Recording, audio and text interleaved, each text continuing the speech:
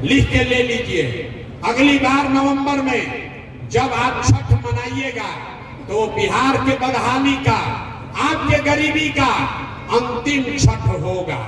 क्योंकि छठ के बाद दिसंबर 2025 से जब जन स्वराज की सरकार बनेगी तो यहाँ अपना अपना कलम कापी में लिख लीजिए, आंचल में बांध लीजिए।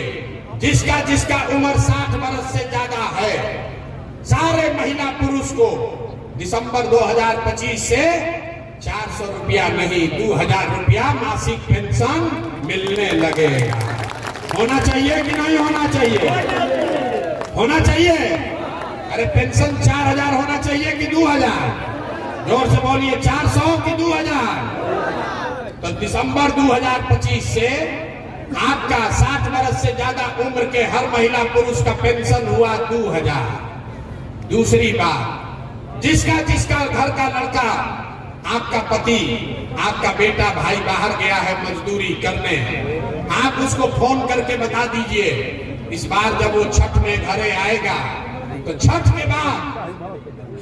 के बाद याद रखिए, अपना आंचल में बांध लीजिए। छठ के बाद आपके बच्चे को, आपके पति को, आपके भाई भतीजा को अब जीवन में कभी 6000-8000 रुपया के मजदूरी के लिए बिहार छोड़कर बाहर नहीं जाना पड़ेगा। होना चाहिए कि नहीं होना चाहिए? अरे पलायन रुकना चाहिए कि नहीं रुकना चाहिए? रुकना चाहिए ना। तीसरा बात, जितना यहाँ पर महिला लोग बैठी हैं, सब महिला ये चाहती है कि राजनीति बहुत हुआ, अब हम लोग को कुछ कमाने का उपाय होना चाहिए। तो जब ये जनता का राज, आपका राज बनेगा तो दिसंबर 2025 से जिसको जिसको धंधा पानी करना है, अपने घर में कमाने का कुछ जुगाड़ करना है, उसको 4 रुपया ब्याज पर, सरकारी गारंटी पर, याद रखिए, खाली 4 रुपया सालाना ब्याज पर आपको रुपया मिलेगा, ताकि घर घर माताएं बहनें अपने घर में रोजी रोजगार कर सके, कुछ ना कुछ रुपया कमाने का जुगाड़ कर सके। होना चाहिए कि नहीं होना चाहिए? अभी आपको जीविका में 30 रुपया ब्याज लगता है, साल का 30 रुपया, महीना में 2 रुपया। जन स्वराज कह रहा है साल में 4 रुपया, कोई गारंटी नहीं, कोई चीज गिरवी नहीं रखना पड़ेगा। आपको 4 गो भैंस खरीदना है कि टेलर का दुकान खोलना है, जिसको भी ये काम करना है उसको 4 रुपया ब्याज पर लोन मिलेगा, ताकि घर घर लोग रोजी रोजगार कर सके। और चौथा बात, जितना लोग यहाँ खेती किसानी करने वाले हैं, दिसंबर से जब ये जनता का राज बनेगा तो मनरेगा को किसानी से जोड़ा जा रहा है, ताकि मनरेगा का किसान खेती करने वाले को मुफ्त में मिलेगा, ताकि आपको मजदूरी का 1 रुपया भी न देना पड़े। उससे किसानों के यहाँ खुशहाली आएगा कि नहीं आएगा?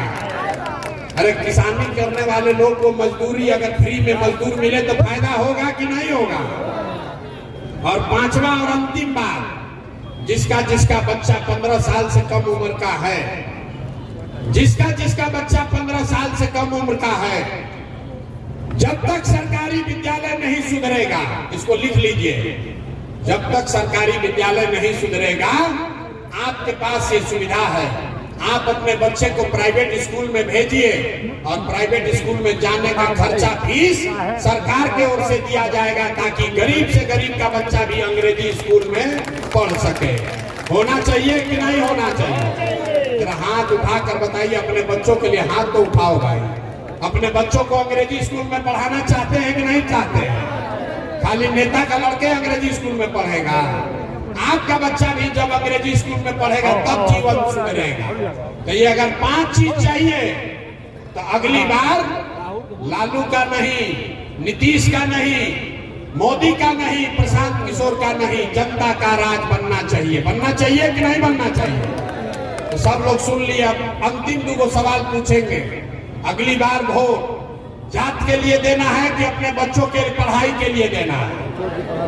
हाथ उठा कर देखिए, जात का नाम आया ना, हथवा ऐसे किया, न उठाएगा। जात के लिए देना है कि अपने बच्चों के पढ़ाई के लिए देना है? अरे जात के लिए देना है कि अपने बच्चों के पढ़ाई के लिए देना है? 4 किलो अनाज के लिए देना रोजगार के लिए देना है? लालू नीतीश मोदी को देना है कि जन स्वराज के लिए देना है? जिसको जिसको जन स्वराज के लिए वोट देना है जरा बोलिएगा। हम बोलेंगे जनता का राज, जनता का सुंदर राज। आपको बोलना है जन स्वराज, जन स्वराज, जनता का सुंदर राज।